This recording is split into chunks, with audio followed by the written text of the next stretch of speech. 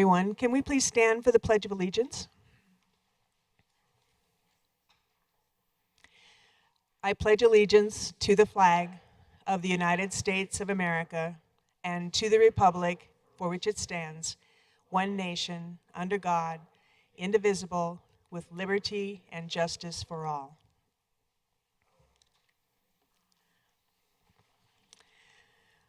Good evening and welcome. Welcome to the 22nd Annual Wheat Ridge United Neighborhoods Candidate and Issues Forum. My name is Rhonda Champion. I'll be moderating this evening with the assistance of Tom Slattery, and also assisting is Nancy Snow and Mary Cavara. Our timekeeper also is Janelle Shaver. First of all, Tom Slattery will be giving us an explanation of the ground rules.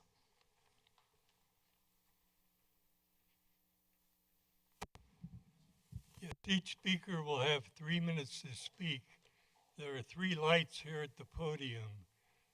The green light will burn steady until you have 30 seconds. It will begin to flash. The amber light will come on with 15 seconds. The red light, your time is up. So please get yourself ready to quit when you see those lights flash.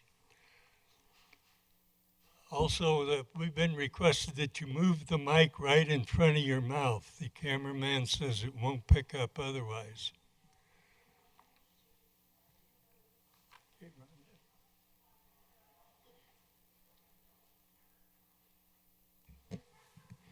Okay, first this evening we'll hear from the candidates for Congressional District 7. First, Ed Perlmutter, incumbent.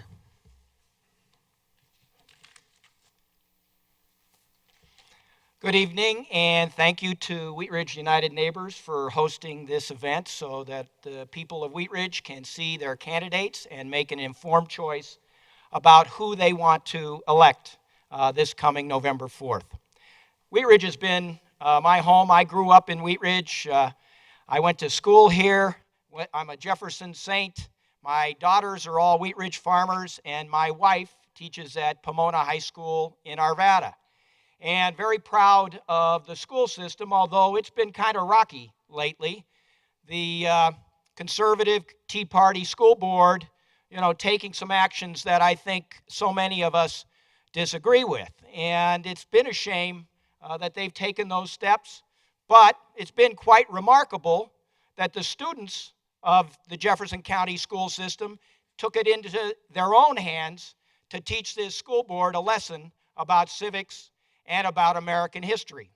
Now, it's kind of a shame that my opponent has been a big supporter of this school board, and we need to make sure that the Jeffco school system is not dismantled, but is built, because it is a great school system, and I'm proud to have been an alum of this school system.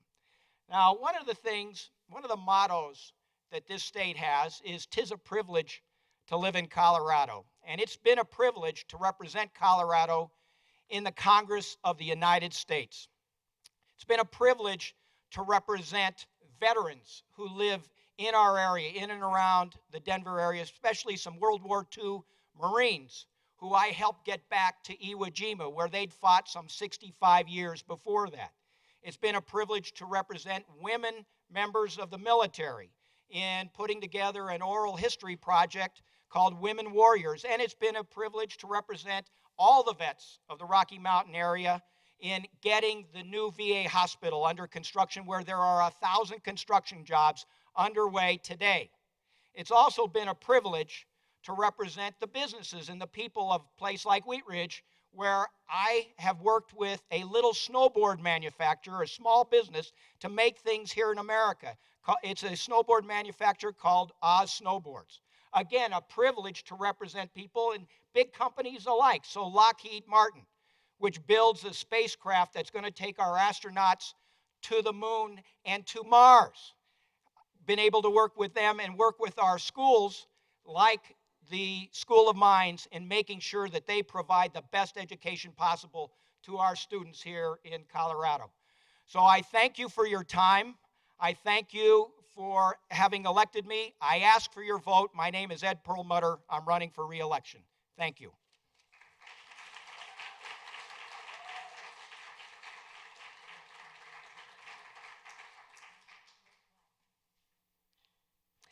one of the other ground rules, please don't applaud. Thank you. All right, now we'll hear from the challenger, Don Itterberg.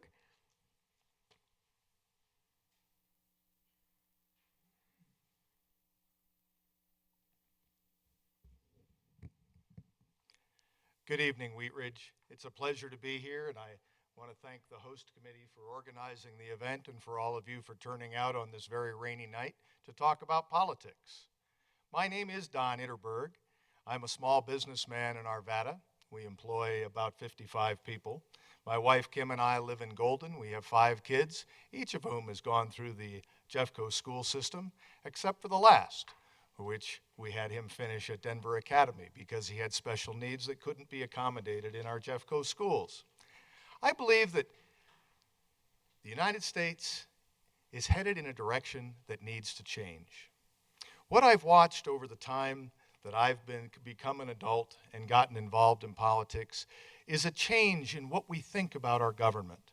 When I was a boy, we always understood that the government was competent and capable, that we believed that peace through strength and the American way was something that was respected around the globe. And as we watch, we see things like the Benghazi scandal. We see the investigation of the IRS intrusion on private citizens. We see domestic policy like the VA scandal that plagued us this summer, where so many of our veterans in need weren't able to get the services that they required. And you know, it really makes me wonder whether or not the competency of the government is where it should be. We have things that we could do better. I believe that we can create the jobs that create the American dream and give us the opportunity to succeed in a way that makes peace through strength the national way. The jobs we need are in manufacturing and in energy. They're in agriculture and they're in mining. These are solid Colorado values. These are the things that we have here as natural resources and that my great-grandfather, when he was settling in Silverton in the early or late 1800s and became treasurer of San Juan County, believed that we should effectuate so that all of us could grow into a great state. I believe that Obamacare is not working for all of us. Of course, I'm disappointed that my opponent voted for that without reading the bill, as Nancy Pelosi called everybody to do so. I think it's important for people to understand what it is that they're casting their vote for. As your representative, I will seek to do that in every case, looking for the ways to represent you in the manner that most befits your station. We're watching this particular bill play out in front of us, where my employees are now going to pay $750 more next year than they did this last year. My company will pay $60,000 more.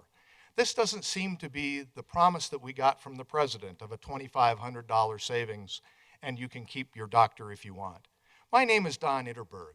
I believe in the American dream, and I believe that we can be strong again, and I ask for your vote this November. Thank you very much.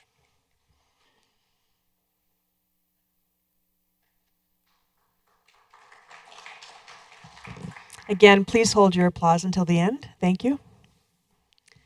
Next, we'll hear from candidates for the State Board of Education. First, the incumbent, Jane Goff.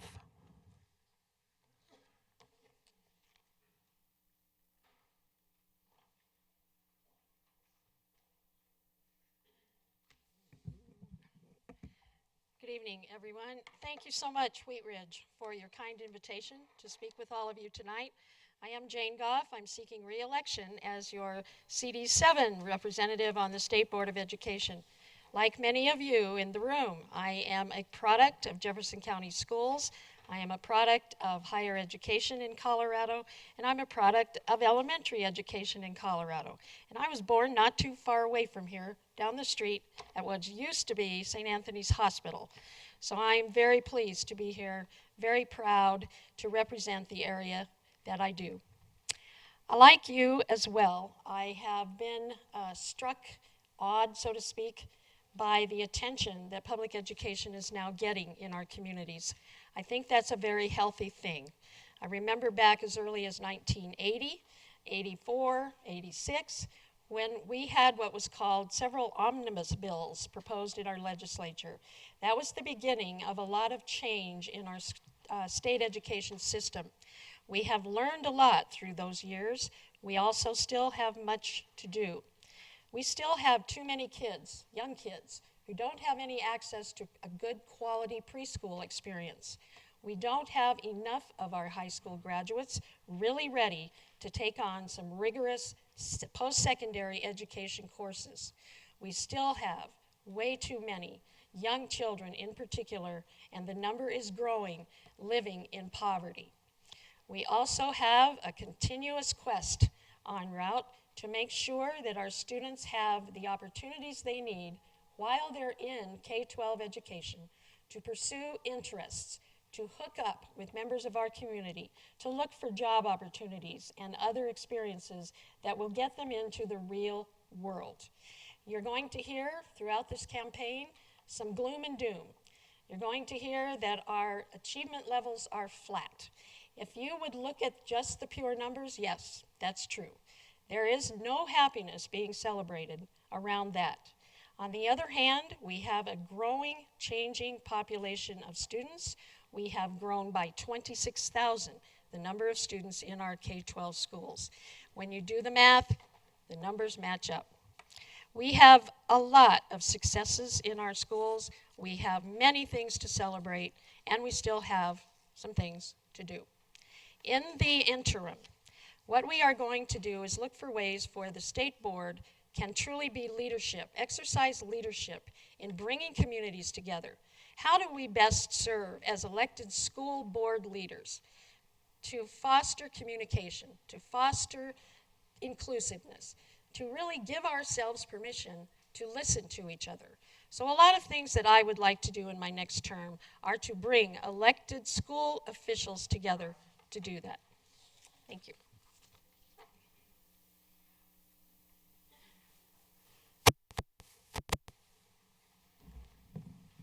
Okay, next we'll hear from the challenger, Laura Boggs.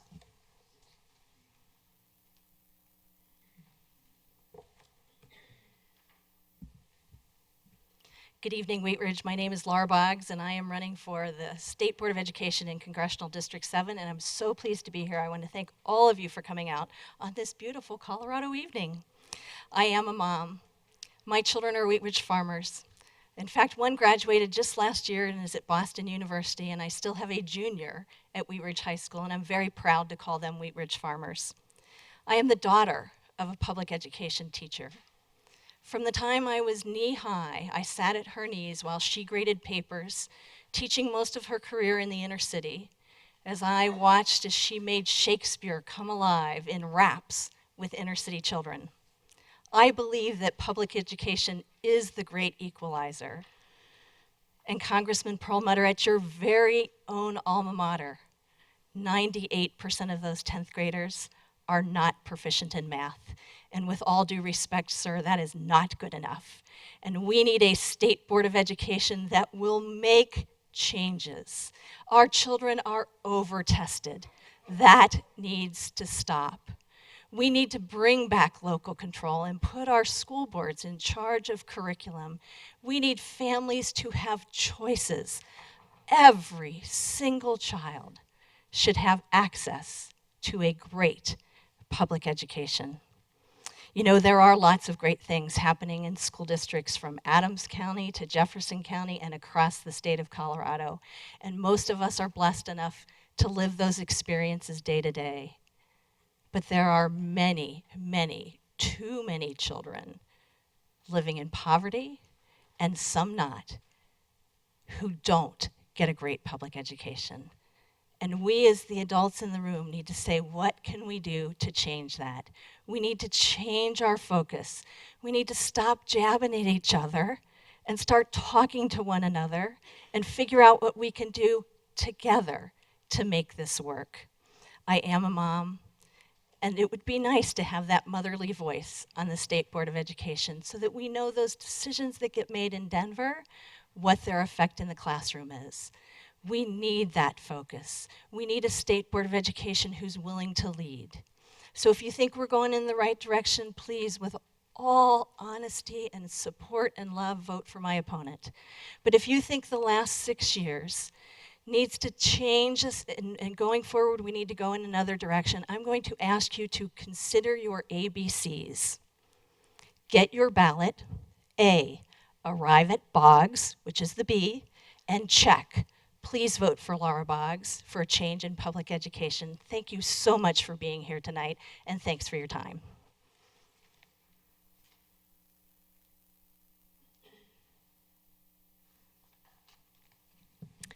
Next, we'll hear from the candidates from the Colorado State District 20.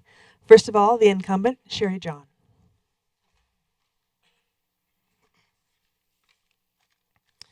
Good evening, and thank you again, as everyone has said, for having us here this evening. My name is Sherry John, and I am the current state senator for Senate District 20. Grew up right here in Wheat Ridge, graduated from Wheat Ridge High, and of course I raised my family here in Wheat Ridge. I'm a small business owner, and I was a single mom. For many years, I cleaned 3 to 4 houses a day while building my business and raising my kids. I never missed a holiday party. I never missed a field day. I would go in between houses if I had to. Of course, I spruced up just a little. I would go in between the houses so that I was able to participate in everything that the kids were doing. I worked in the evenings, I worked during the day, and I worked on weekends so that I could take care of my kids and make ends meet. And you know, sometimes it did seem too much. Sometimes I wanted to quit. Sometimes I wanted to sit down in the middle of the kitchen floor, cry, and say no more. But I didn't. I only fought harder. I even got my degree as a paralegal. So as a legislator, I have talked to many constituents who have felt the same as I felt, who have been where I've been. While we're in a much better position than we were in 2008, we do have a ways to go.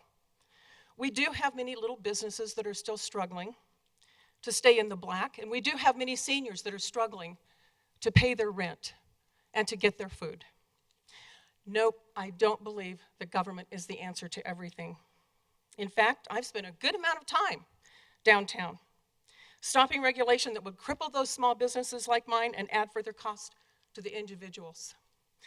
However, I do believe that smart legislation can spur innovation and support hardworking Coloradans.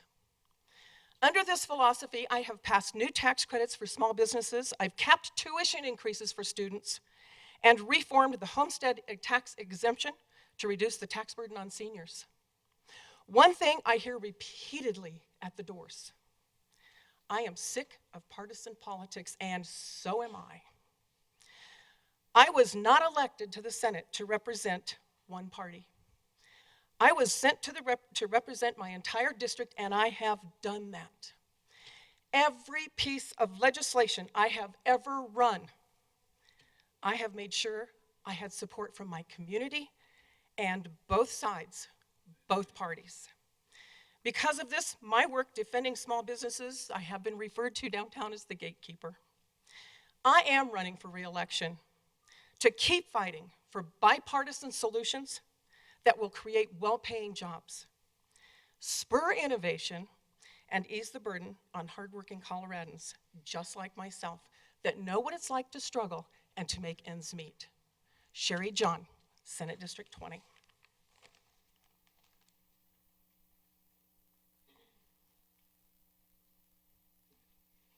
Thank you. Next, we'll hear from Chris Heisman, challenger.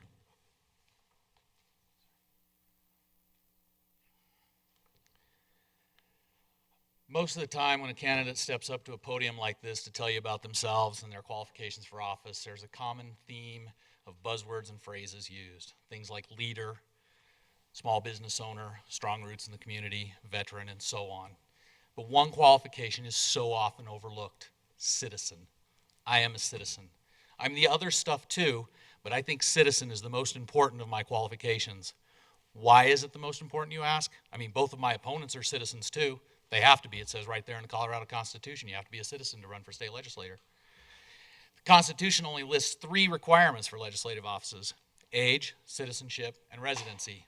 It doesn't say anything about being a leader, a small business owner, a veteran, or even having strong roots in the community. Those things are important, yes, but they weren't important enough for our founding fathers to encode them into law. Why is that? Because they knew that being a citizen first was the most important thing. They wanted citizen legislators. I am a citizen. More importantly, so are you.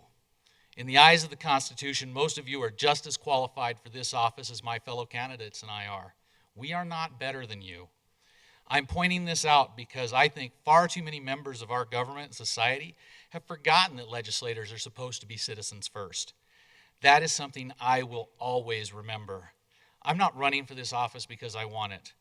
I'm running for this office because I feel as a citizen I have a responsibility to participate in the process.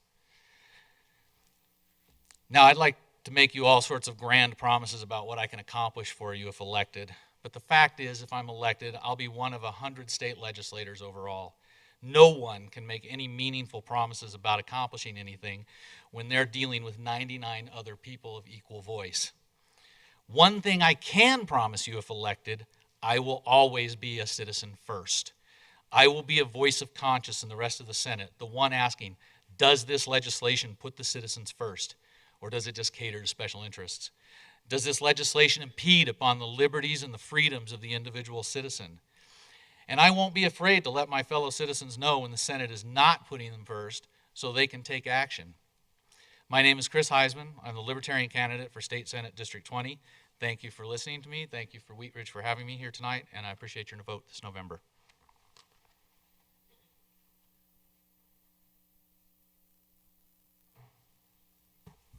Next, we'll hear from the next challenger, Larry Queen.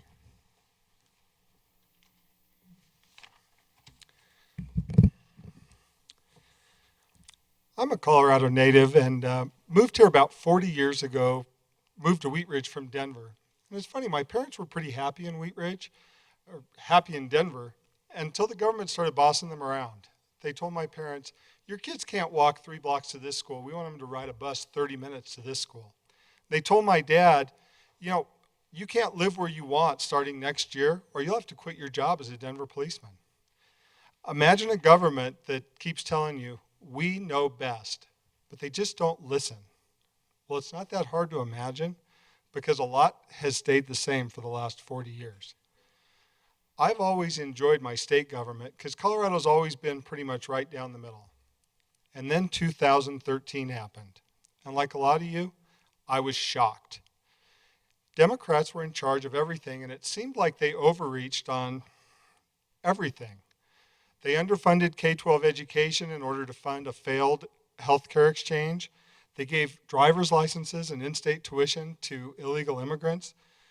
They raised every single one of our gas and electric bills, even seniors. And it just felt like Michael Bloomberg was running the show. They sure weren't listening to us. And I thought, for sure my state senator will vote against some of this. And I was disappointed when she didn't.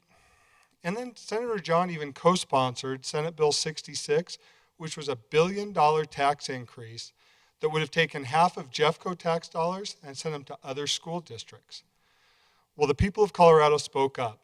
They defeated that tax increase. They recalled 2 state senators. And here in Jeffco, they forced another one to resign. And I thought, well, now things will calm down. Now things have to get bipartisan. But it didn't. It just got worse. Last year, they elected their 2 most extreme members to leadership. They put a tax on every gallon of paint. They decided it was important to tell us what kind of shower heads we could have, what kind of toilets we could have. On top of that, again, K-12 education took a back seat to expanding Obamacare. And Senator John ran a bill, sponsored and authored by her, to give oil companies the right to come take private land to run pipelines through eminent domain. And I thought, this can't be right. And I looked at her voting record. She voted 98% of the time with her party leadership last year. And I thought, maybe after 14 years, you sort of quit becoming one of us and you start to become one of them. So I've been walking a lot of doors. I've talked to a lot of people. I can tell you that I talk to moms who say, I just want to be left alone to raise my kids. I talk to teachers that just say, I don't want to have to teach to a test. And I see all these protests because people feel like politicians don't listen. Well, my name's Larry Queen, and I'm running for you, and I will listen. Thank you. I appreciate your vote.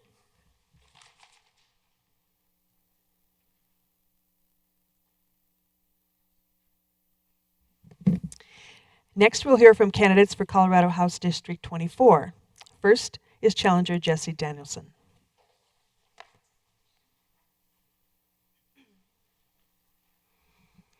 Hi everybody, how you doing tonight on this rainy evening? Quiet, apparently. I just wanted to say thanks for inviting me here to participate in tonight's event. I hope you do enjoy the presentations from everybody. My name is Jesse Danielson, and I'm really grateful for the opportunity to introduce myself to you tonight. I come to this race, and my background is advocacy. I've spent my career advocating for the rights of others for the last 15, 16 years right here in Colorado. Most recently, I was the state director for an organization called America Votes, where I worked at the state capitol on voting rights issues. Prior to that, I was the political director for an organization called NARAL Pro-Choice Colorado, where I advocated for women's rights and reproductive health care. Now, I grew up on a farm in Weld County outside of a little town called Alt. So if any of you Wheat Ridge farmers know anything about working on a farm, you know that I'm going to put that solid work ethic and integrity to very, very good purpose for you when I work for you down at the state capitol. I moved here to Wheat Ridge several years ago. My grandparents lived just down the way off of 38th and Allison, where they moved in 1957 to raise up their family. My mom grew up here, my aunt, my uncles, their kids, my cousins. I got a great aunt and uncle in the district. I'm really, really proud to call this community home, and I'm grateful for the work you do as a community organization. When I get elected, I intend to prioritize a few things. First of all, I also used to work at an independent living center for people with disabilities, and so I'd like to take that and shift it a little bit. A priority for me is going to be providing services for senior citizens so that they are able to stay at home and live independently and enjoy their retirement as they choose. So services like Meals on Wheels, visiting doctors and nurses, transportation, that can mean the difference there. I also think we have a huge opportunity with NREL being in district to prioritize clean energy economy and creating good paying jobs there right here in Jefferson County. And lastly, as it's been mentioned before, what's going on with the Jefferson County School Board. There's a lot of upset voters, and they're telling me on the door, it's basically a directive, you go down there and you get something done. And what I can say to them is, yes, there is Jefferson County School Board activity going on. It makes our job in the state capitol even more important. So you have my commitment to protect public education. So again, my name is Jesse Danielson. I look forward to working with this organization, and I look forward to working very hard for all of you when I'm elected to the State House in District 24. Thank you.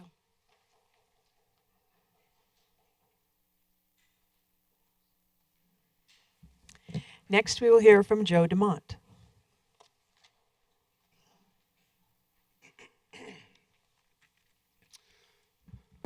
Hello, neighbors. I'm Joe DeMont.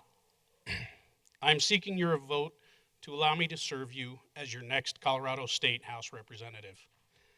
I've lived right here in House District 24 for my entire life.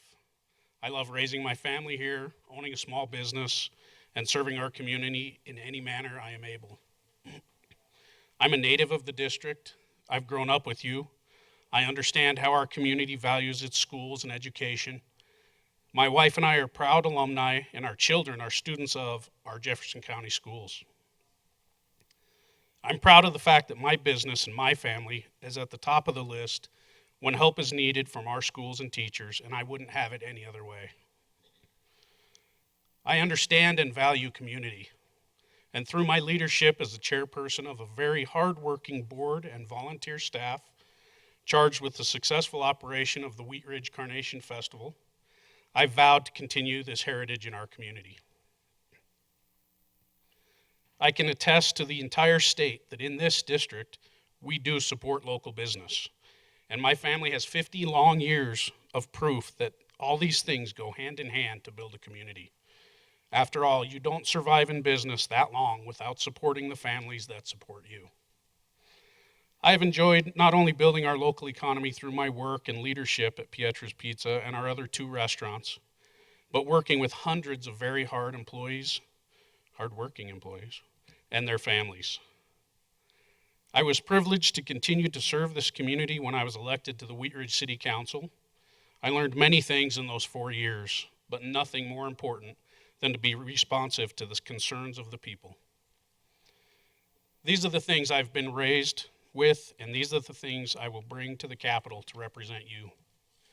Whether I'm serving pizza or the people of the House District of 24, you know that I'll do it right. It's how I was raised. It's how we want to raise our families. And with your vote, that's how I will represent all of us here in House District 24. Thank you. I'm Joseph DeMott, and I'll be here for you.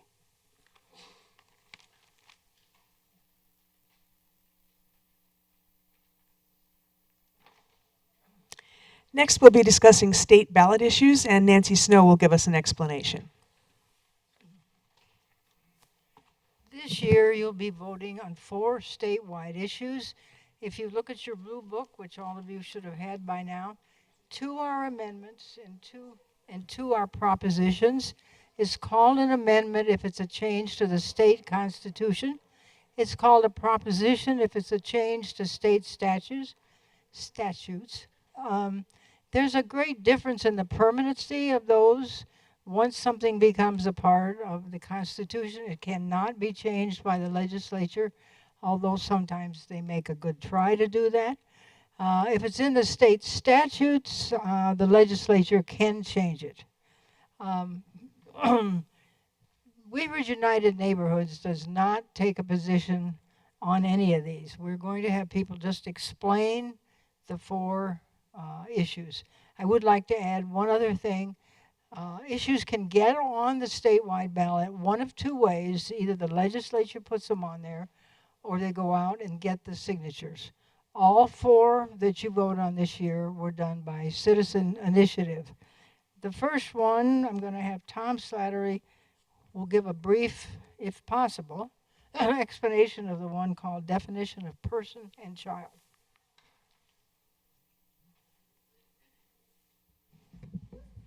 For my presentation, I will be quoting almost exclusively directly from the Blue Book.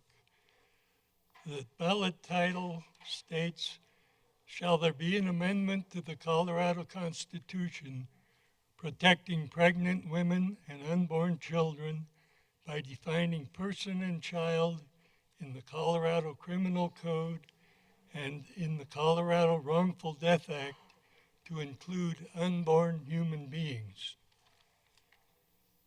The stated purpose is in the interest of the protection of pregnant mothers and their unborn children from criminal offenses and negligent and wrongful acts. The words person and child in the Colorado Criminal Code and in the Colorado Wrongful Death Act must include unborn human beings." The proponents of the measure have filed 2 arguments for with the Legislative Council. 1, the government's responsibility is to protect its citizens from harm. Amendment 67 protects pregnant women and unborn children by making it illegal to kill or otherwise harm an unborn human being, and holds perpetrators both criminally and civilly liable. Crimes against unborn human beings should be subject to the same legal penalties as crimes against human beings who have been born.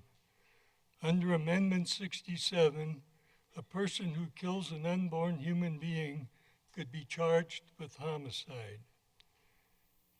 Argument 2. By including unborn human beings in the definition of person, the measure may establish the legal foundation to protect the unborn by ending the practice of abortion in Colorado. If the Colorado Constitution recognizes an unborn human being as a person, the measure may allow a district attorney to prosecute abortion as homicide or child abuse and could limit the willingness of healthcare providers to perform abortions in Colorado. The opponents of the measure have filed two arguments. Amendment 67 is unnecessary and unclear. There are already laws in place to protect pregnant women endangered by the criminal acts of others. They go on to point out that the measure could have far-reaching consequences, including making pregnant women and healthcare providers criminally and civilly liable for a pregnancy that does not result in a live birth. Amendment 67 allows government intrusion into the personal health care divisions of individuals and families and makes no exceptions for the privacy of the doctor-patient relationship. The measure could make abortion a crime.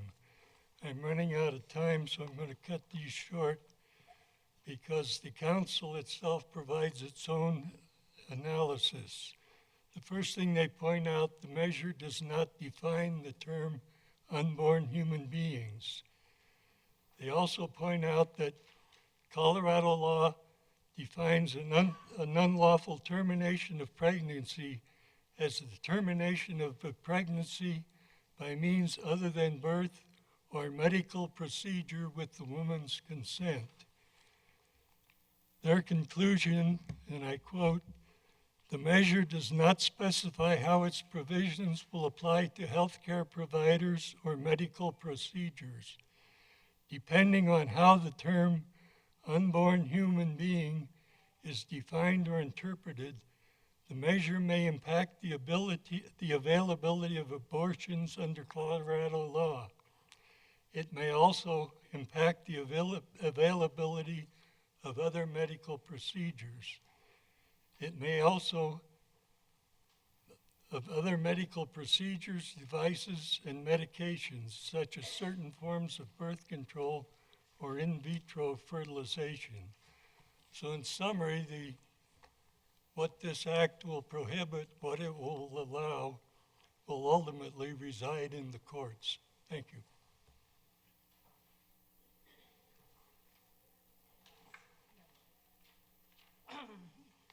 They're fighting about who's going to introduce me, so I'll introduce myself. Nancy Snow, and I'm going to do my best to explain Amendment 68. It will allow casino gambling in 3 counties, Arapahoe, Mesa, and Pueblo. It allows up to 2,500 slot machines, more if the Gaming Commission permits it to. It allows poker, blackjack, roulette, and craps, and there are no limits specified. You have to read this, I think, in the background of what we have now. In 1990, there was a constitutional amendment to allow gambling in Central City, Cripple Creek, and Blackhawk. 2 years later, there was another constitutional amendment that required a vote in those cities before the gambling actually started. And the latest change in 2008 allowed higher limits and longer hours. This Amendment 68 would allow all of that in the 3 counties I mentioned, but only 1 racetrack in each county. There's additional language that says the gambling cannot start until there have been 5 consecutive horse races with at least 30 races in a county before gambling can start. And to make a long story short, that means only Arapahoe. Amendment 68 is also a tax increase. Each racetrack has to pay $25 million and a 34% tax on the proceeds after payouts. All of the proceeds will go into a K-12 education fund to be paid out on a per pupil basis to school districts and the state agency which authorizes charter schools. Amendments 4 are this.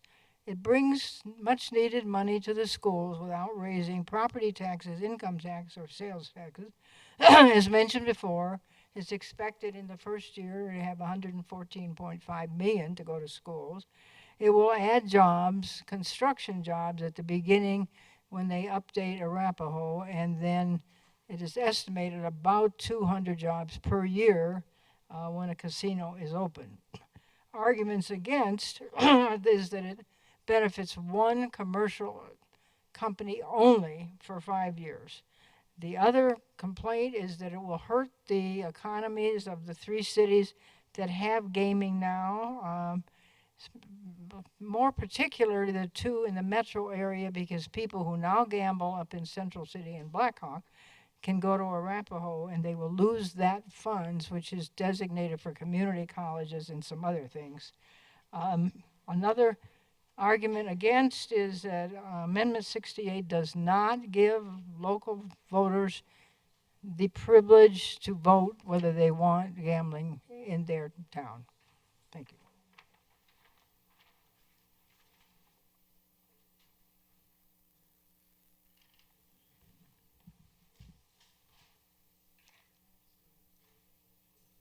Now we're going to cover the amendments to the state statutes. Proposition 104, school board meeting requirements. Our explainer will be Mary Cavara.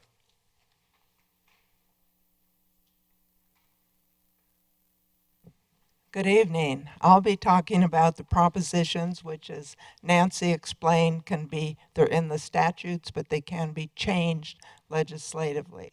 So to start with, and both of these propositions deal with accountability, transparency, the public's right to know. All sounds like good things and should be simple. But as the saying goes, the devil is in the details.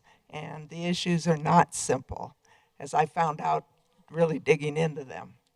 So to start with Proposition 104, the Blue Book summary is requiring that local school boards or their representatives negotiate collective bargaining agreements in open meetings.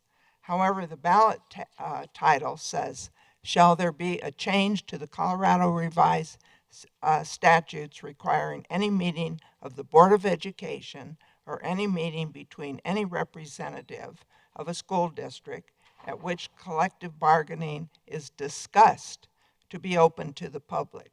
So the difference in those 2 words has drawn some attention.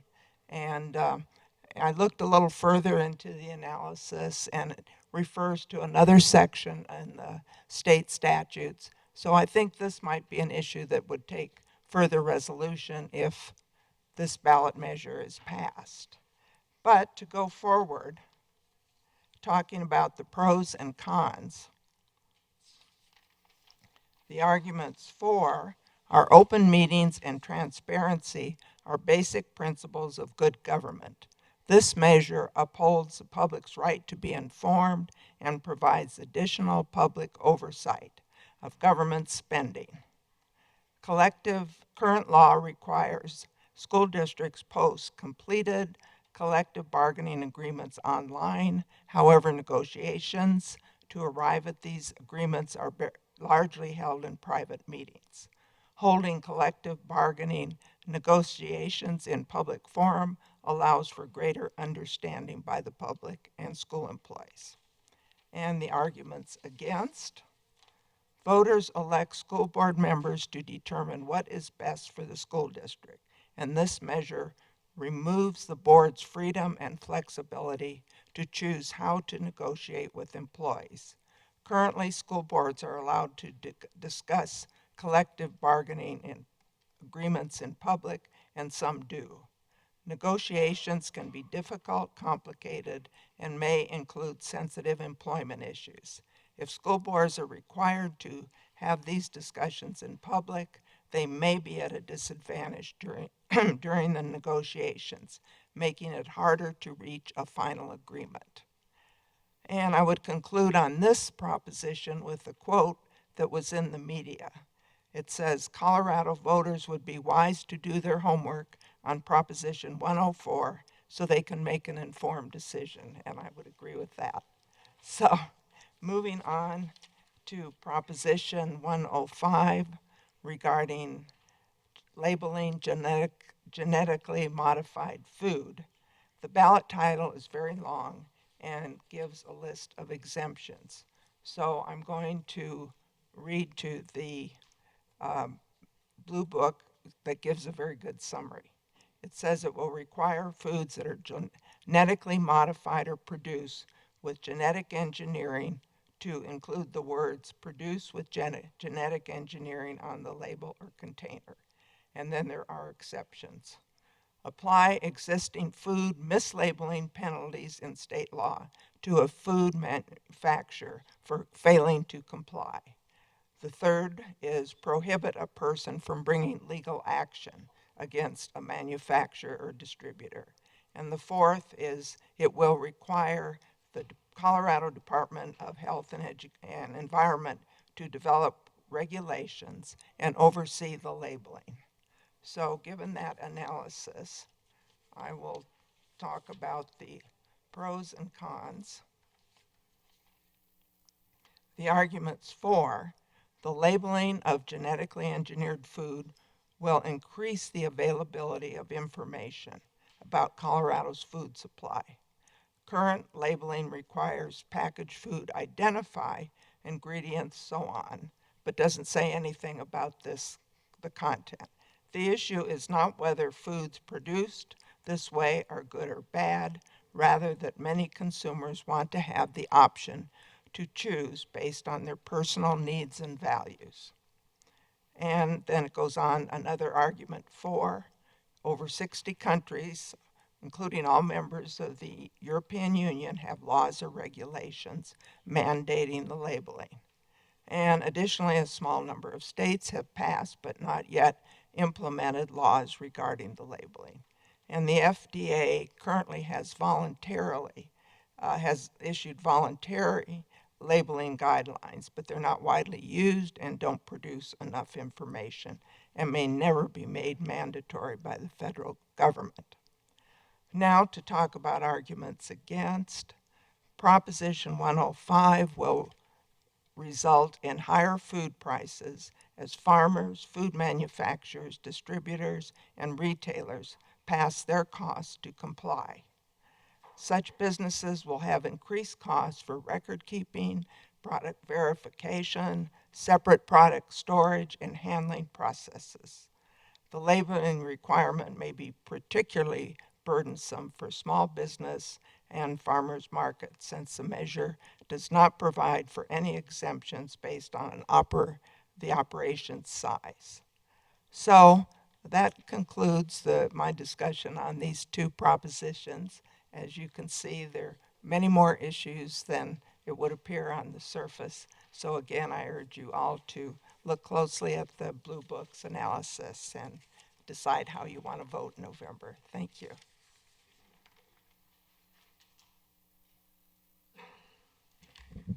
The explanations we've given you have been brief and summary. The Blue Book contains much more in-depth information on all these issues, and we recommend that all read it before election. The Blue Book also contains recommendations about the vote to retain or not retain various judges, and those need to be read and studied by all voters. We now come to candidates for RTD Board District 3. Our first speaker is Angie Rivera Malpiede, the incumbent.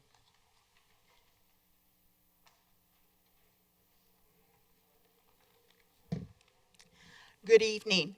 My name is Angie Rivera Malpiede, and I am the current RTD Board Director for District C. It is my great honor to be here tonight on this pre-Halloween evening.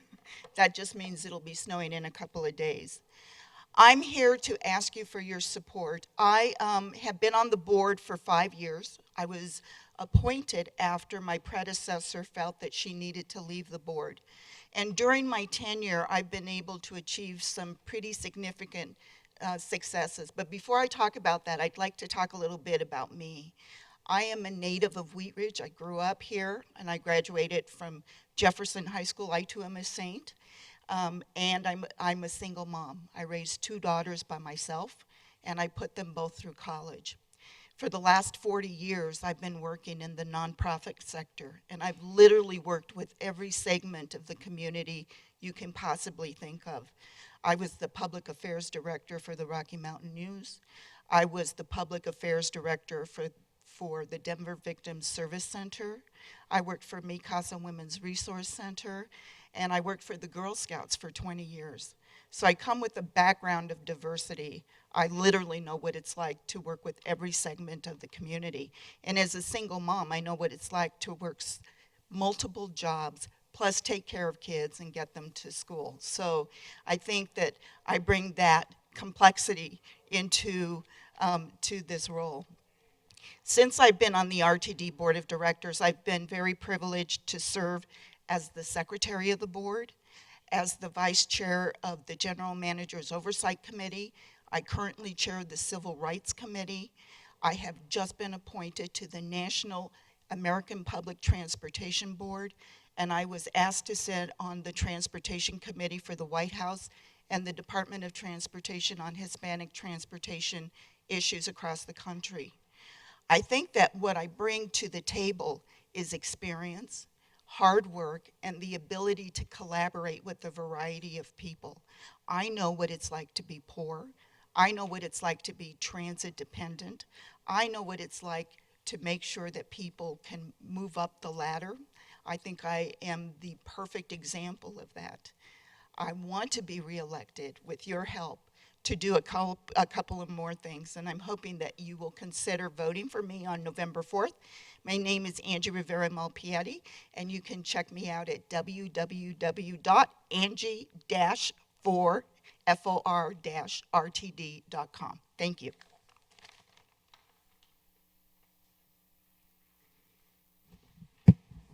Candidate Bonnie Ernest Archuleta, challenger, is unable to attend.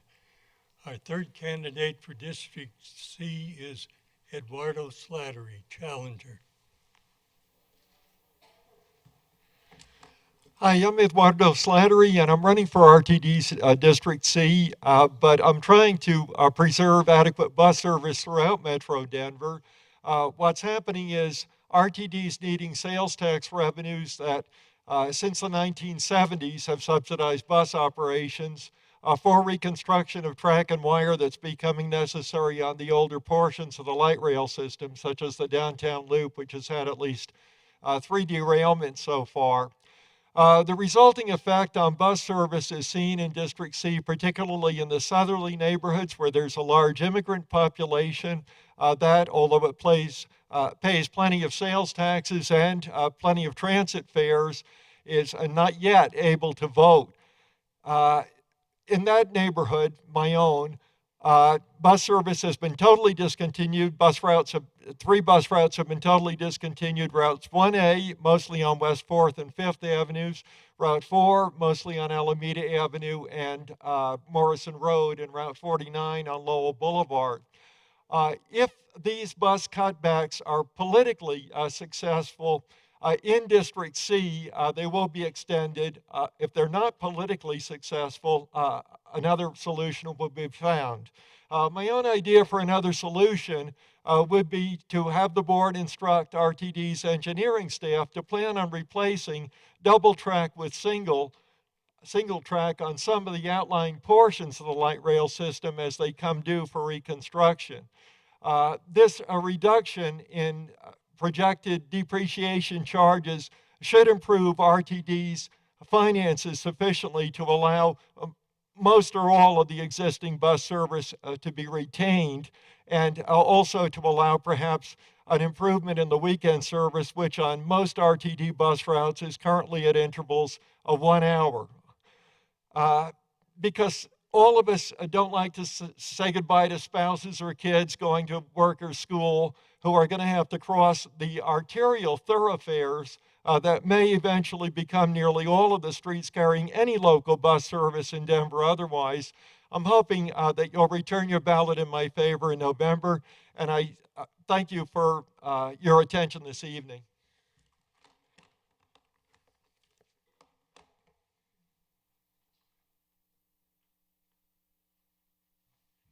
We will now have a 15-minute intermission. please help yourself to the refreshments in the conference room off the lobby. We will re-adjourn at approximately 8:15.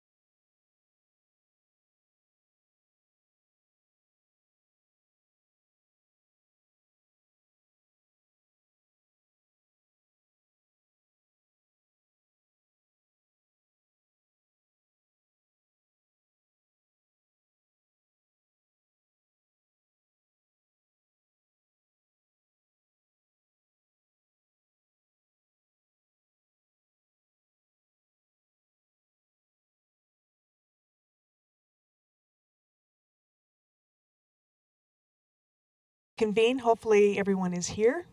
We're going to start with candidates for Jefferson County Sheriff. First of all, Brett Almy.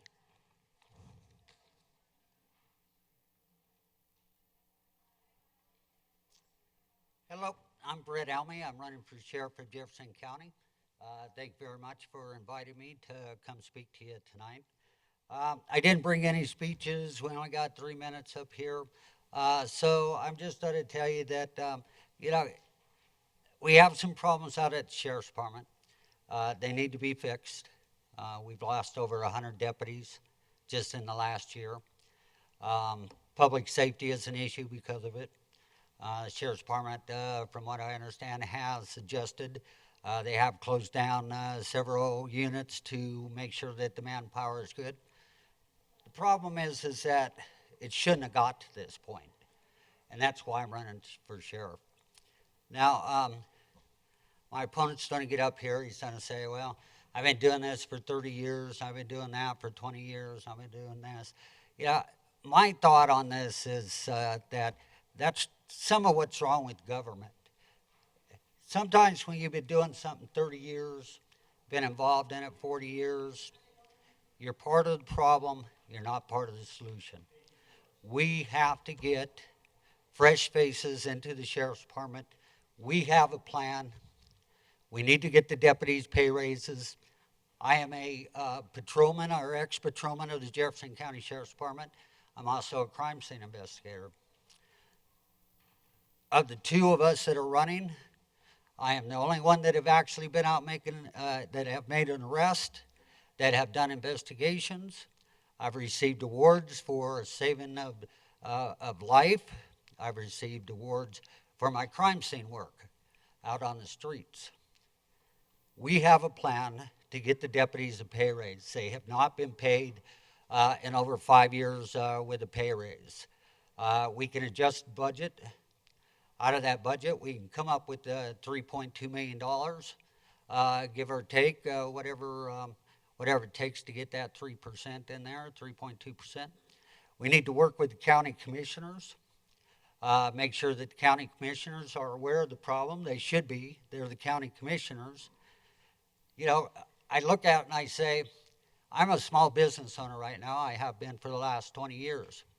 If my businesses started losing 20 employees, I would know that.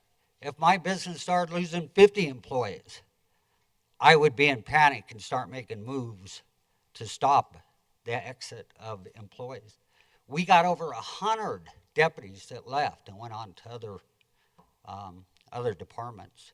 Nobody did anything to stop that. Nobody's watching the hen house. Nobody's taking care of the deputies out on the street. Nobody's taking care of their family. If I'm elected sheriff, number one is that I will protect and I will serve your families. Number two is I will take care of the deputies of the Jefferson County Sheriff's Department. Thank you very much.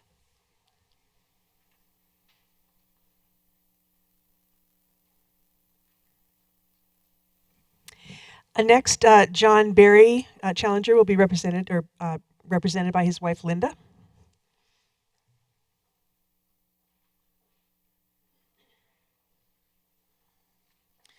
Hello, my name is Linda Barry. My husband is John J.P. Barry, and he is running for Jefferson County Sheriff as a write-in candidate. He had a prior engagement tonight, and he's sorry he could not be here. I would like to thank the Wheat Ridge United Neighborhoods Election Forum for this opportunity to speak. The first issue is the high attrition rate in the Sheriff's Department. Over 100 employees have left the Sheriff's Department in the past year. When a deputy leaves the department, it costs $118,000 to replace one deputy for the first year that he or she is in the department. Deputies are frustrated. Units have been disbanded. Response times have increased. Deputies have not received annual raises. The county commissioners did authorize a 3% pay raise. At the sheriff's discretion, 3% was given as a raise to some deputies and to some lieutenants. The deputies are working mandatory overtime. It doesn't make sense that raises could not be given, but mandatory overtime is being paid. The department is top heavy. There are 5 division chiefs, 11 captains, 16 lieutenants for a department that has 500 plus deputies. Some deputies put in up to a 17-hour shift. A person cannot be on their A game after working such a long shift. Morale is down. The sheriff's department provides the training and experience, and then deputies leave to go work for other agencies in the metro area for better pay and better benefits. The most important issues facing the county are citizen safety in conjunction with deputy pay. Jefferson County needs someone from outside the department to take over to provide the services and protection that their taxes are paying for. The county commissioners are just as responsible as the sheriff to make sure that these services are provided. John has law enforcement experience. He worked for Conejos County Sheriff's Department. He started at the bottom and worked up to the 3rd man in charge.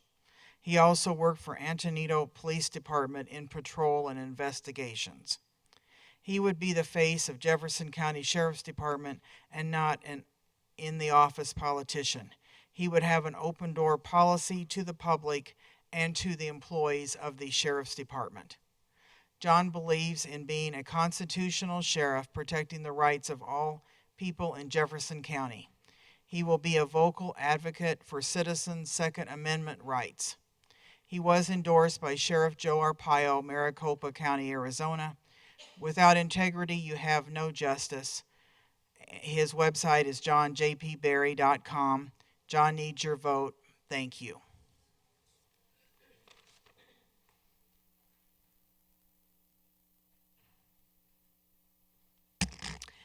Our last challenger in the race for Jefferson County Sheriff is Jeff Schrader. Good evening, Wheat Ridge. My name is Jeff Schrader. I'm a candidate to be Jefferson County's next sheriff, and I'm the candidate who is prepared to be Jefferson County's next sheriff. What I want you to know is I'm absolutely committed to Jefferson County being kept as safe as it possibly can be, our schools being kept as safe as they possibly can be for the sake of our children, and I'm committed to protecting our individual freedoms. The Jefferson County Sheriff's Office is a large and complex organization. It's as complex as any function in county government. 820 employees, 300 volunteers, a $90 million budget, well over $1 billion in physical assets under the control of the sheriff, and a county jail with 1,400 beds for jail inmates. It's going to take somebody with well-qualified experience to lead that organization, and I'm that person. I have been with the sheriff's office for 30 years. And in my time there, I have been in charge of every major function of the organization, and I have worked in every major function of the organization, in spite of what you were told a little bit ago. I have been the chief of patrol and investigations, where I oversaw all operations for the sheriff. I've been the chief of the detention services division, where I administered the 1,400-bed jail. And I've been the chief of the support services division, where I've administered the sheriff's $90 million budget. It's a large and complex organization, and it does take experience to run it. There's only one candidate who is currently in law enforcement and who's been recently in law enforcement, quite frankly. And there's only one candidate who, quite frankly, is a state-certified peace officer. That's me. I'm Jeff Schrader. I will offer this to you, that I am endorsed significantly by a number of people. I would mention that Sheriff Ted Mink has given me his endorsement. I'm honored to have it. I also have the endorsement of the District Attorney Pete Weir, in addition to other people who you can find at my website, which is jeffforsheriff.com. You will also see that I am endorsed by the West Metro Fraternal Order of Police and the State Fraternal Order of Police. I'm committed to being the best sheriff I possibly can be. I'm committed to Jefferson County being kept safe, and I will do a good job as your sheriff. And I'm asking that next week when you get your ballot, you vote for the proven leader. You vote for Jeff Schrader for Jeffco Sheriff. Thank you.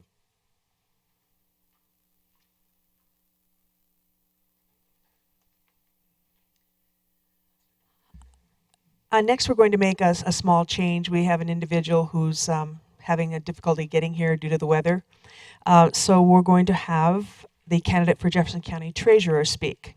Tim Kaufman.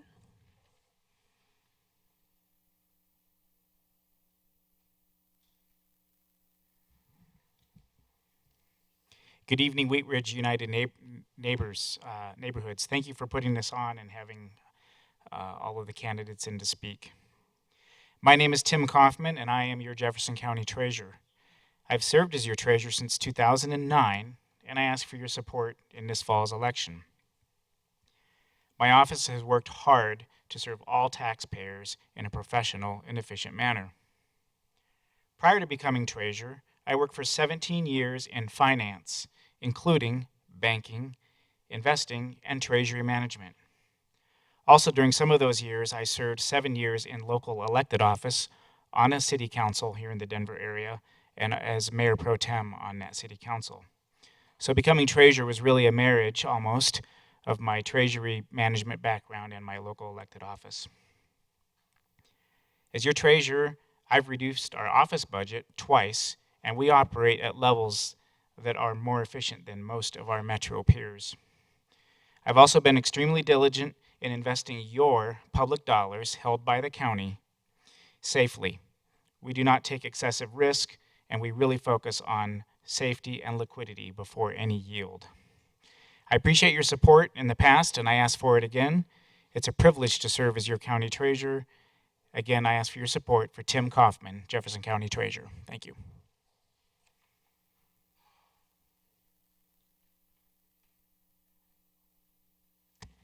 I failed to mention that Tim is running unopposed. Our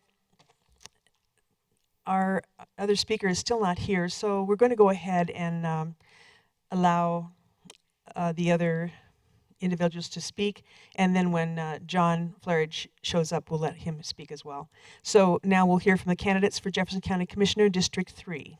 Don Rosier.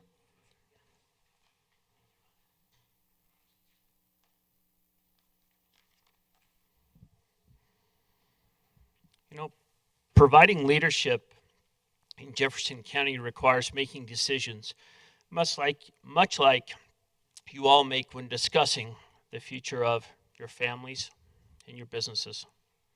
You take a look at where you've been, what you have done, which helps to realize firm ground on where you stand so you feel confident about your direction moving forward. I am Donald Rosier, and that's what I've done as your county commissioner.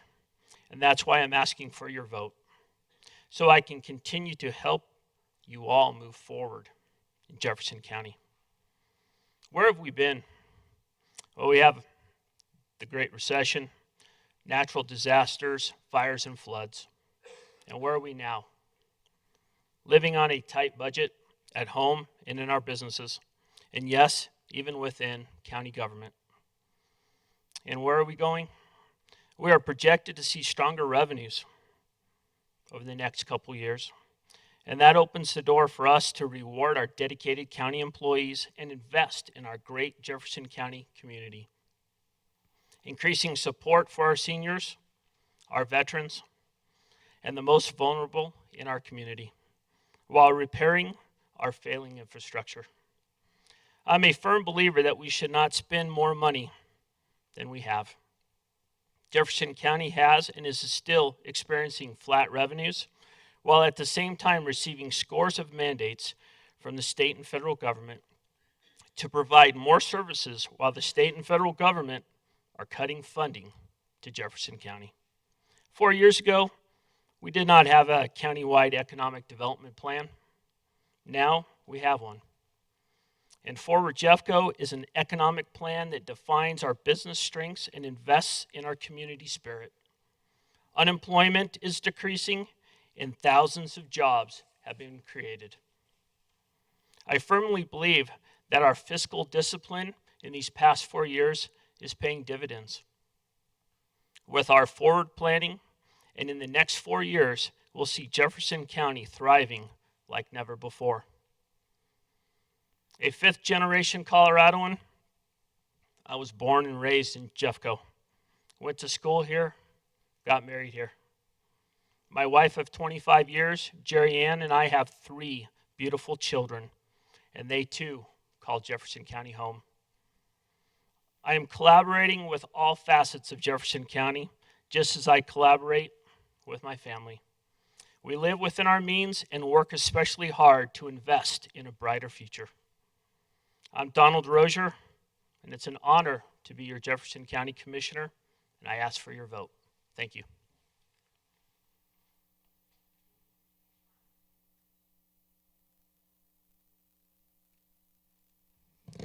Next, we'll hear from Gregory Stanley.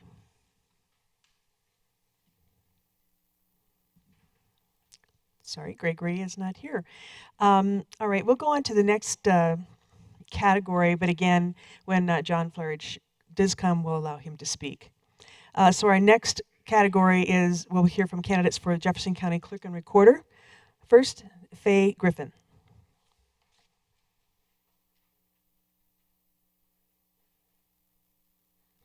Thank you. Thank you to Wheat Ridge and also all of the people that have been here before us with their speeches and the information. It's very informative and I appreciate it. I'm the only candidate running for clerk and recorder that has experience being clerk and recorder. I was elected in 1998, served for 8 years as clerk and recorder. And because of term limits and because of my love of the county, I moved on. I was county treasurer. I am now county commissioner. I would like to return to my roots at the clerk and recorder's office. I worked there 24 years for 2 different county clerks, one a Republican, one a Democrat. I was the chief deputy for the Democrat county clerk. I'm a Republican. That's almost unheard of. But she realized that my knowledge of the county and of the election and motor vehicle recording and clerk to the board departments were mine, and I understood what was going on. I'm also a native of Jefferson County. I was born and raised in Golden. I've traveled far. I live between Golden and Arvada now. I've been married, I'll be married 55 years next Friday. We have 3 children, 7 grandchildren, 7 great-grandchildren. People say, well, Faye, why don't you retire? I guess I will someday, but I feel I have a lot more to give, to learn, and to help. And I just want to tell you again how much I appreciate all the support that I've received through the years from everyone. I love the county. I want to serve the county. I want to serve you. Thank you. You'll be getting your ballots next week. We would appreciate people would vote those, get them back to the county as quickly as possible, because otherwise I've heard that you'll be getting phone calls from people to say, get your ballot in. So if you'll please do that, I'd appreciate it. I'd also appreciate your vote for me. Thank you.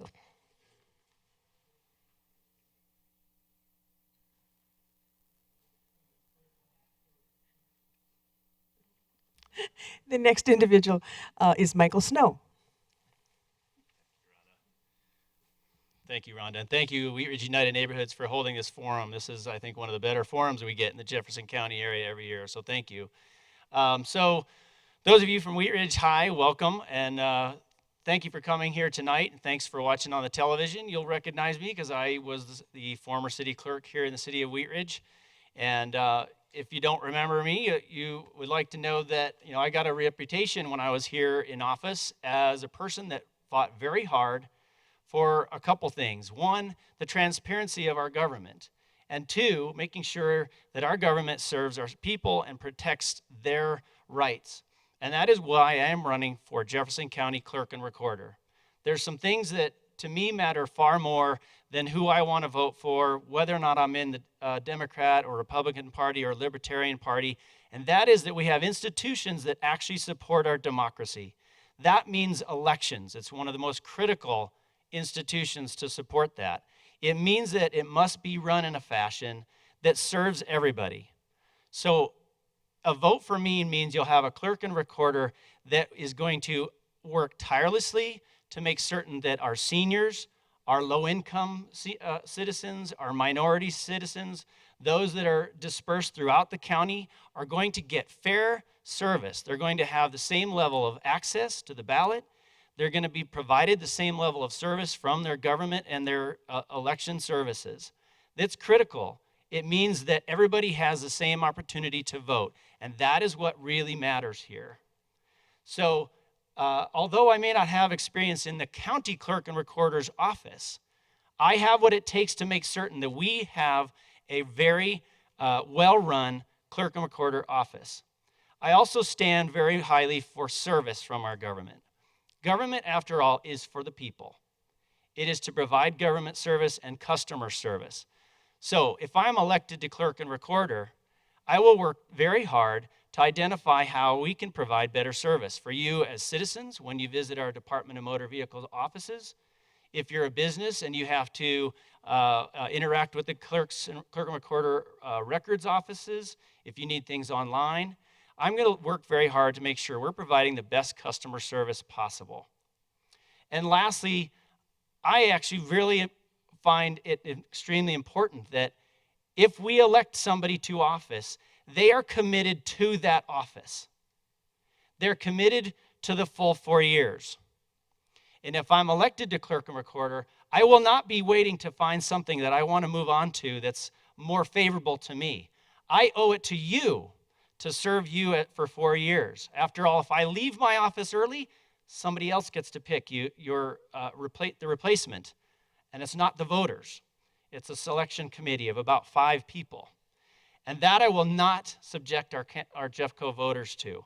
I will serve the full 4 years, and I will do it with integrity. Please give me your vote, and thank you very much for coming tonight.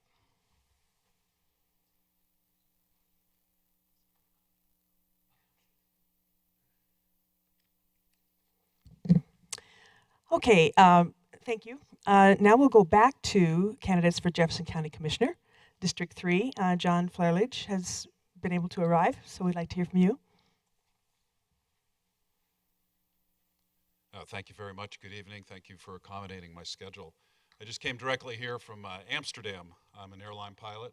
I fly all over the world. I also travel to China. And I see governments that are sustainable. I see good governments, and I see bad governments. And I see governments that take care of their people and the ones that don't. Here in Jefferson County, in our municipalities like Wheat Ridge, Golden, Lakewood, you're doing a fine job of economic development, of a building identity, and doing the things you need to do to take care of your people. I'm not sure in the county we're as effective as we need to be at doing the same things. I came here to Jefferson County in 1987 to visit, and in 1997, as I was getting done with my Marine Corps time, I flew fighters in the Marine Corps, I came here, settled down to raise my family. And when I retired from the reserves in 2000, I became involved in the community activism and politics and in coaching in the schools, in Columbine High School. And I coached there, and through the years after that, in 2010, I ran for Congress. Didn't work out, but here I am in 2014 running for county commissioner. My party came to me and asked me if I would run. And I decided it would be a good opportunity to solve problems locally. We look at our Congress that's not solving problems, and this opportunity to run for county commissioner, we can do the things that are sustainable. And what I see in Jefferson County is we're not doing things in terms of long-range planning that are sustainable in terms of the planning we need. A symptom of that is our county employees. Our sheriff's department has had attrition of over 100 deputies in the last 18 months. And that's a symptom of a bigger problem. We have a comprehensive master plan, which is the land use plan. We have our economic development plan, and we have one of the best, probably the best open space plan in the country, at least the envy of the whole country. And those plans need to be integrated in a long range. We need to provide as leaders a strategic vision that integrates those plans and builds backwards so that we can budget effectively. So we're not always in a crisis mode in our budgeting, and that's how we are right now. Every year, our county commissioners are talking about belt tightening. Our revenues are flat because we're not doing the economic development we need to do, while the surrounding counties and cities, their revenues are coming back. So That's my interest in running for county commissioner. This long-range strategic planning, integrating the plans, not only the ones that I mentioned, but the plans of all the departments, and providing a vision to the department heads and other elected officials, providing them the assets they need to be successful, and then working backwards so that we can budget effectively and keep our good county employees here.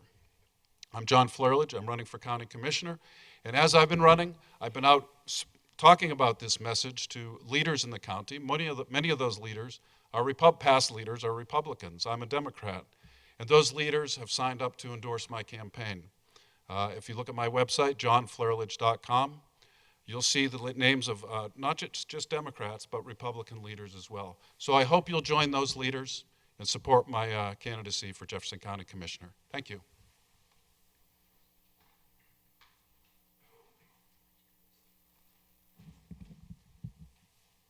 Candidates for Jefferson County Assessor. Our first speaker is Andrew Hassinger, Democrat and challenger.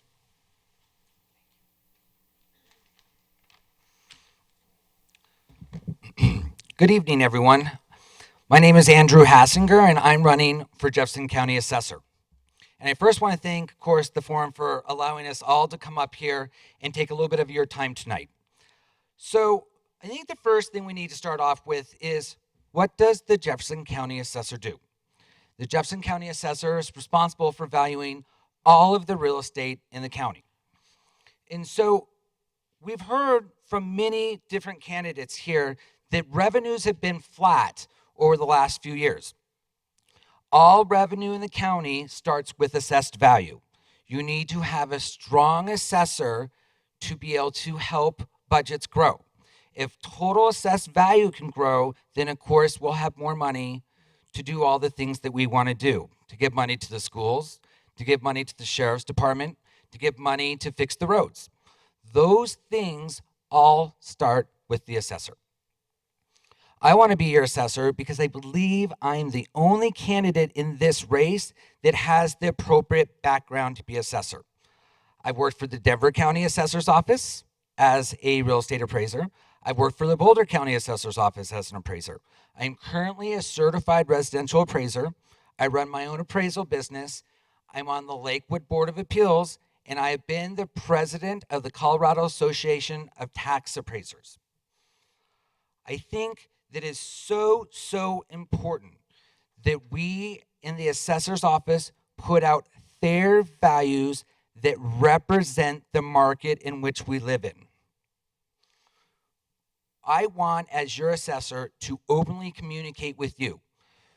The owners in this county, be it the owners of businesses or the owners of single-family residents, they're the ones that hold all the data. We can't go out into the marketplace and extract data from MLS and from other data sources without talking to the people in county. So I will have an open door policy. I will ask everyone to come and talk to us because I think that the owners hold all of the keys. And I think that the appraisal process is a very complex process. And I think that you can only truly understand it if you come in and you talk to an appraiser. And I will tell the staff in the appraiser's office or in the assessor's office to talk to all of our owners. No matter what their concerns are, we should listen, we should address those concerns, and then both of us, the assessor's office and the owners, will be able to move forward. I think that reliable values from the assessor create strong communities. Strong communities have strong schools. Strong schools make big businesses and other interests want to come to this county. I think it's so very important to have a strong assessor, and I can be that for you. Andrew Hassinger for assessor, thank you so much.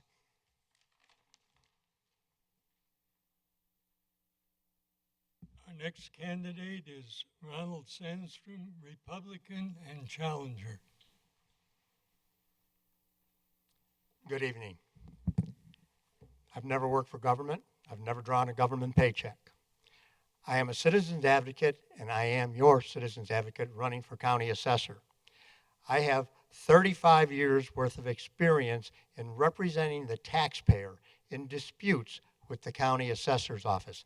not only Jefferson County, but more than a dozen counties across the state of Colorado and in other states. I've served 25 years of that, 35 years as the owner and operator of F&S Property Tax Consultants, again, representing the taxpayer.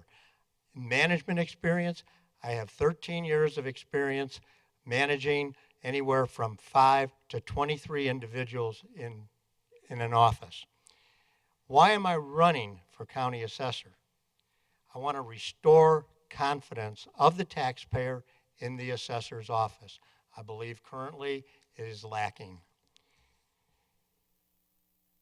I want to reduce the amount of time it takes for refunds and save the taxpayer millions in interest paid on those refunds.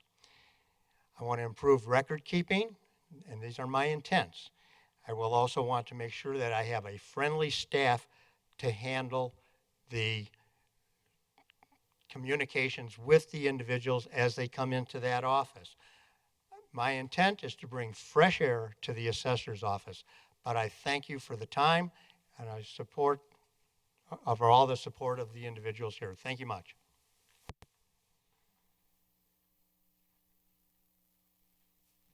Our final candidate is Patrick Sullivan, Libertarian, and he is a challenger.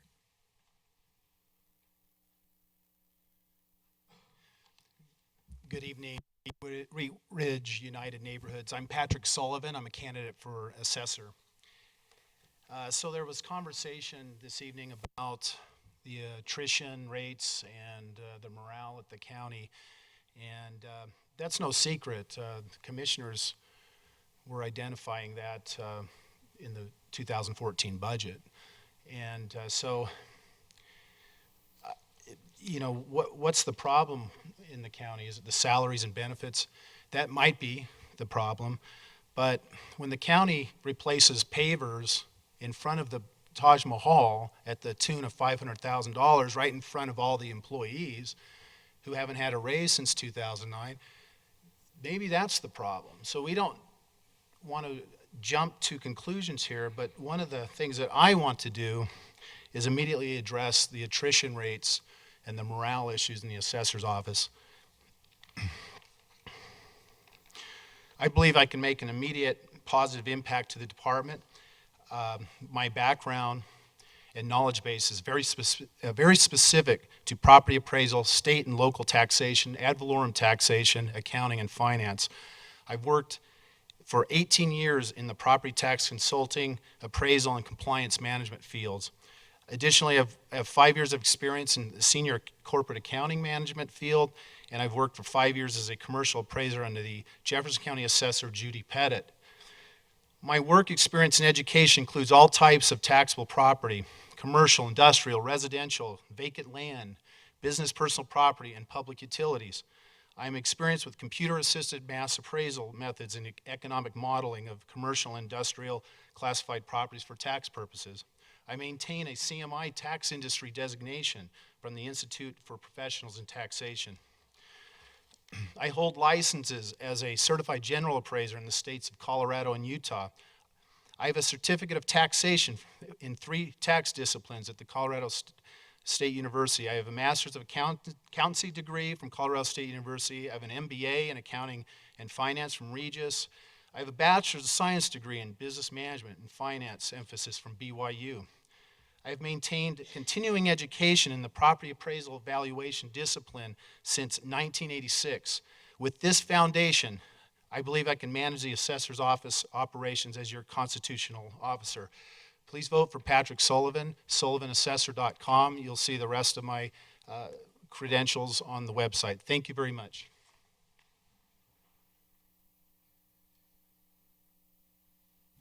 The final county offices for Jefferson County Coroner John Graham.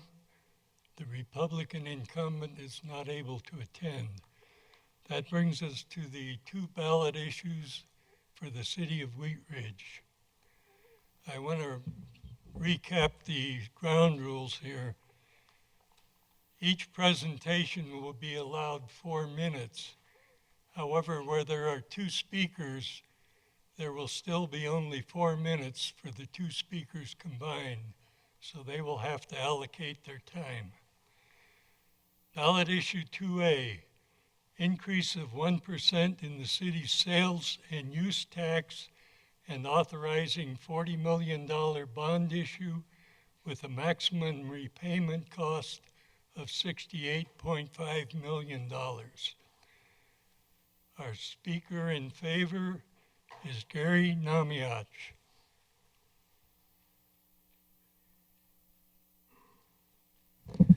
Gary couldn't make it. So I'm Guy Namiach, and I'm very proud to speak on behalf of 2A. So, when I moved here, first I got to tell you that if you told any of my friends or family that I was here promoting a tax hike, they would never believe you, ever. But I moved here about 10 years ago from New York, and I loved it. I fell in love with Wheat Ridge right away. And I remember my neighbor coming to my house a week later and asking me, Guy, how do you like it? And I was gushing, like I just love this place. I couldn't get enough, the weather, the homes. And she said, that's great. Don't tell anybody. And I hear that story from a lot of people that have moved here, and I've got bad news for her. The word is out. Wheat Ridge is amazing, and people are coming. Young people, middle-aged people, senior people, retired people, all ages, all sizes and shapes, they're coming. In fact, I'm a real estate broker, local, and I can tell you values have gone up in the last 4 quarters, 21%. 21%, we must be doing something right. And so, I'm just going to give you the facts. I'm not one of these brochures that you got in the mail. It's just numbers. The population is growing, and it's because of the schools, because of our parks.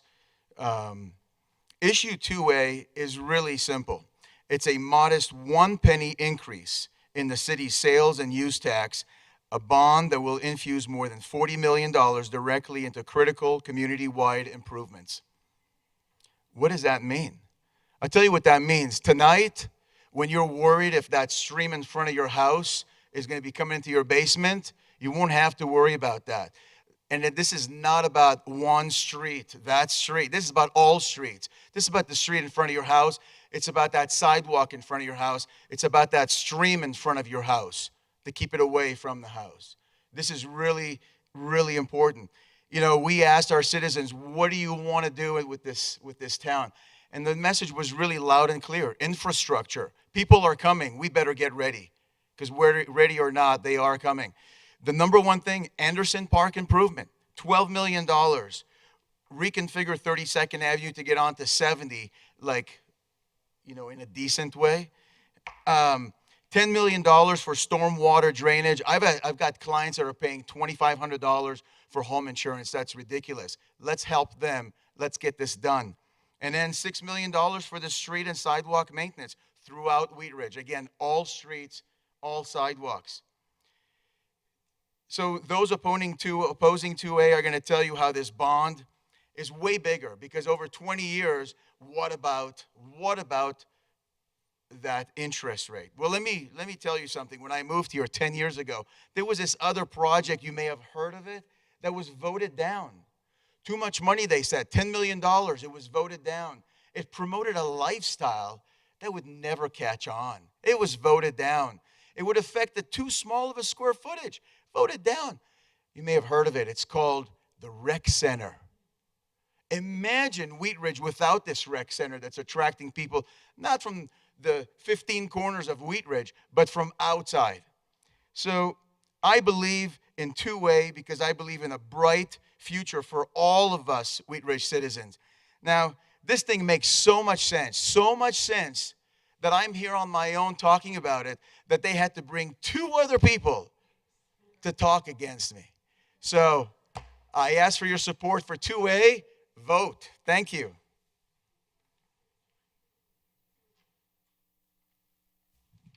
Speaking against the issue, John Clark and Kathy Tolman.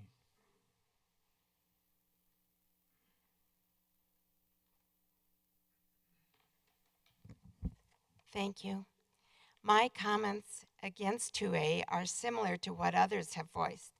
having higher taxes in surrounding communities is likely to have a negative impact on businesses in Wheat Ridge. At the very same time, we are supposedly trying to attract new business.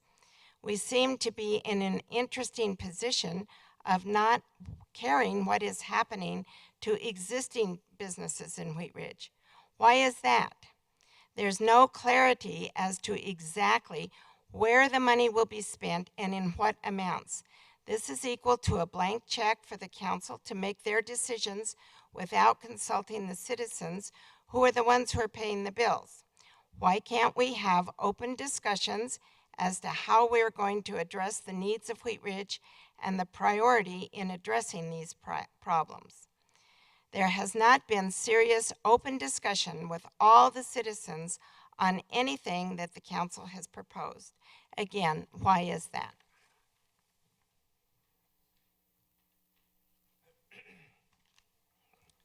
Nice job, Kathy. Thank you very much. Good evening. My name is John Clark. Thank you for allowing me to come in and explain why we think 2A is such a bad idea. I'd like to start with some numbers regarding the city. The city budget, or what we spend every year, has gone up between 6 and 7%, well above the rate of inflation, every year since 2010, when the budget was just under $30 million. In 2014, the city spent roughly $40 million in the budget. Now, in 2015, city council and staff want to spend not only the $40 million budget, but they also want you to give them your credit card so they can spend another $40 million on a bunch of promised projects they have listed to appeal to the broadest range of voters.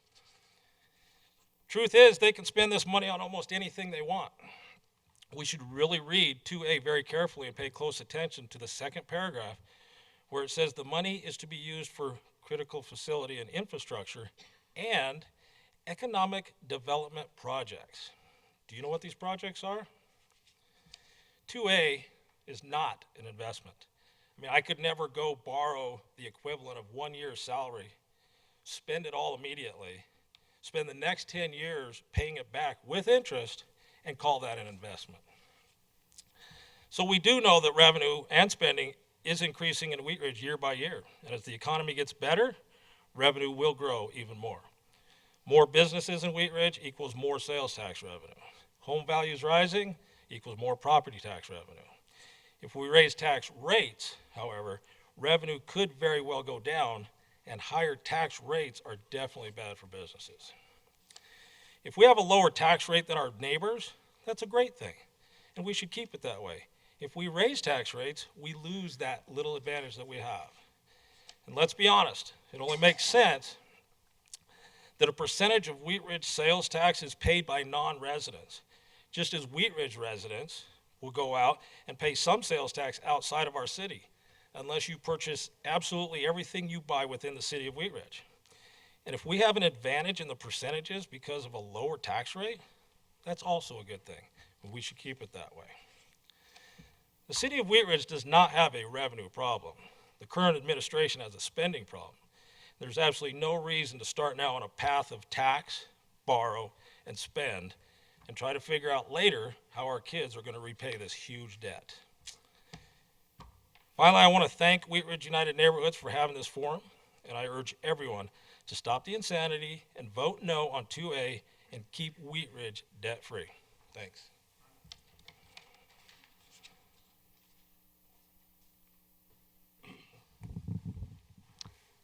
Ballot question 2B, narrowing West 38th Avenue between Marshall and Upham Streets, another to 38th Avenue reconstruction. Speaking for the issue, Rachel Hulton.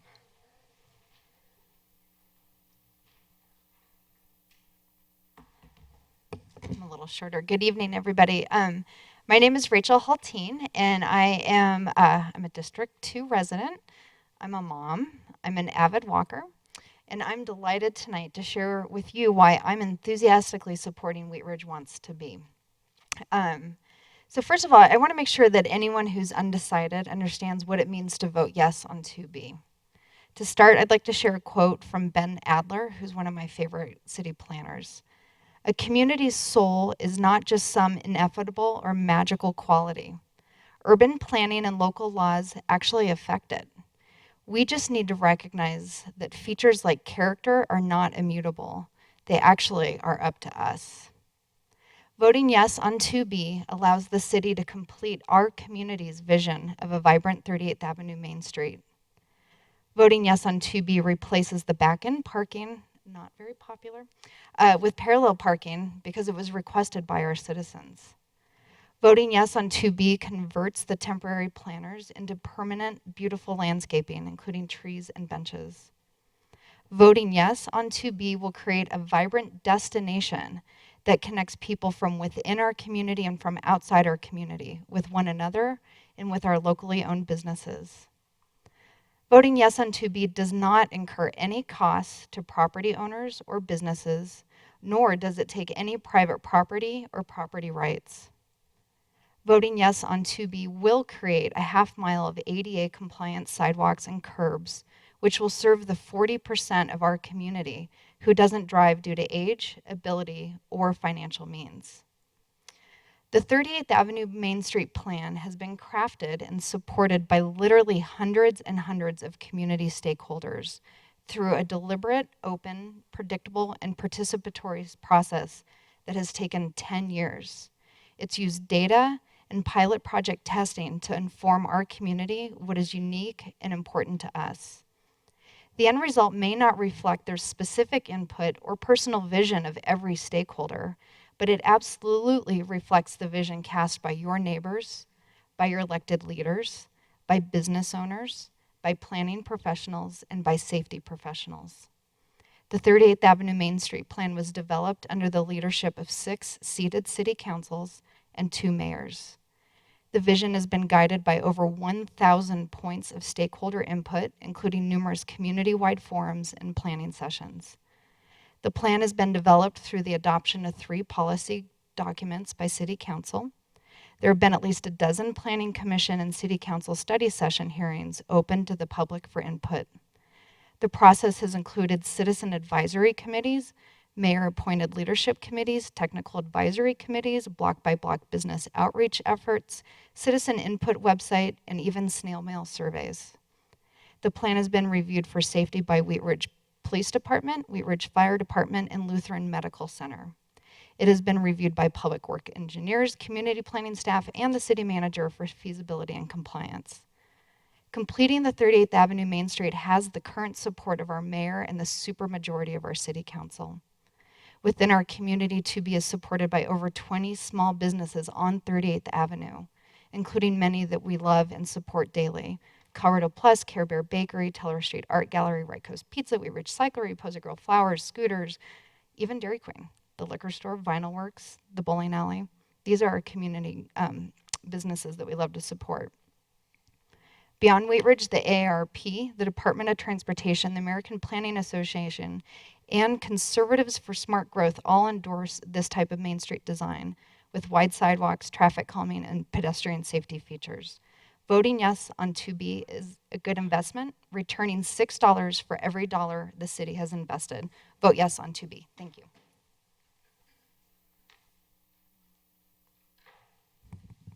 Speaking against the issue, Leah Dozman and Tom Schmook.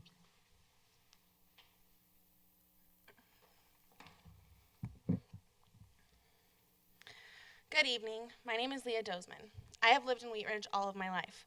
My parents own 2 properties in Wheat Ridge, one off 38th and Harlan, and another off 44th and Hoyt, the latter of which is my childhood home that my fiance and I recently moved back into to raise a family of our own. My family and I, along with many of our neighbors, including some business owners, are asking you to vote no on Wheat Ridge ballot question 2B.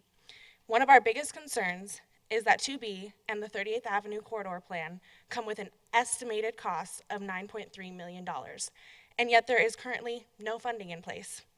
There are only 2 options I foresee available to fund this project, and they are 1, a special election to vote on a bond issue as required by the Colorado's Taxpayer Bill of Rights, also known as TABOR, or 2, a TABOR dodging option such as certificates of participation, which are risky short-term bonds. My family and I already avoid 38th Avenue as much as possible since the restriping and divert many of our commutes to 44th and 32nd. This is something we have heard from many of our neighbors and is supported by the city's 2013 traffic study that indicated traffic was down 15% from Pierce to Wadsworth and up 12% on 32nd along the same area. Not only is this project an unfunded, costly one, it also only addresses an 8-block stretch of 38th at nearly 5 times what Tennyson Street spent on a 6-block improvement project. As a young mother, I do not believe 38th provides the downtown retail environment that would attract me to walk around the area with my family, and I do not believe in a build it and they will come mentality. I believe there are many other options that can be pursued to move forward with a Main Street, options that could focus on the entirety of 38th for a fraction of the cost. Please join my family and me in voting no on 2B.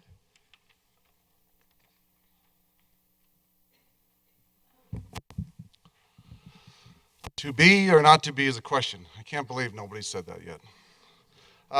My name is Tom Schmucky, and I was asked to speak on behalf of a lot of the businesses here on 38th Avenue, specifically what's happened on 38th Avenue and the road diet. Before I go on, I think we all know what 2B is. It also addresses what we call the road diet. If you don't know where this originated from, I spent time this weekend trying to figure that out, and it looks like it came from the Neighborhood Revitalization Project of 2005. So I read that 92-page document the last 3 days. By the way, not one time does it say road diet, narrow, anything like that. I specifically searched it. So I want to start off by talking about everybody wants the city of Wheat Ridge to be better. Everybody wants a thriving 38th Avenue. It's not a us versus them mentality, and it shouldn't be driven by that. With that said, I want us all and those watching to close your eyes for a minute. Think about you're walking down Belmar in that little shopping neighborhood, or you're walking down downtown Arvada, which is compared to a lot in this strategy. If you close your eyes, what do you see? If you're like me and you look to your right or you look to your left, there's a store there. And that's a great thing. The problem is, Wheat Ridge was never built like that. 38 stores are not built up on the road. So what concerns all of us is that if we go down this road of building a 3-lane highway and we don't adjust the buildings on the side, we're all going to come to the conclusion that there is no space to have a 3-lane road and for all of us to have buildings right next to it. It's just going to be a road that's less traveled because people don't want to travel on it. I remind you again, there's no us versus them. I hear that a lot in this debate. The other concern I want to make sure everybody is aware of is options. We come here asking for options that are properly funded, options that are don't strain the current businesses, and options that don't address the rest of 38th Avenue. So vote no on 2B. Thank you.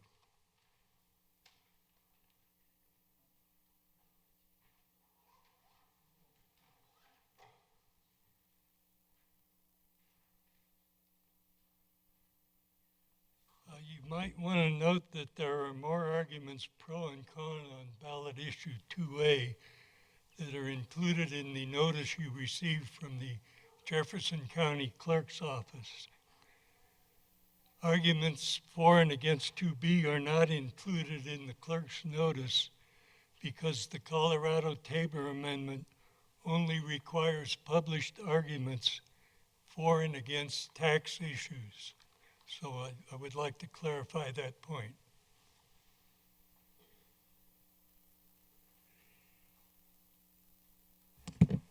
This concludes our forum, and on behalf of the Wheat Ridge United Neighborhood, we would like to thank the candidates, the speakers, and the audience, both here and those who are watching at home. Special thanks to the City of Wheat Ridge for the use of the council chambers and for taping of the broadcast. We'd like to thank our behind-the-scenes cameraman, Matt Brunk. The program will be rebroadcast many times between tonight and the election day. You can find the schedule on Channel 8. Thanks also to the people who have helped organize the forum by registering speakers and by contributing and conducting the reception. You're invited to join us for snacks and drinks in the glass conference room afterwards. Please remember to vote. If you or anyone you know has not registered yet, Please remember that there's been a change in the federal law that will allow you to register up to and including Election Day, November 4th. Forms are available through the county clerk or here at City Hall at the office of the Wheat Ridge City Clerk, Janelle Shaver. You can also leave your voted ballots at the drive-up kiosk in the entrance road to Wheat Ridge City Hall up until November 4th at 7 p.m. Again, thank you for coming.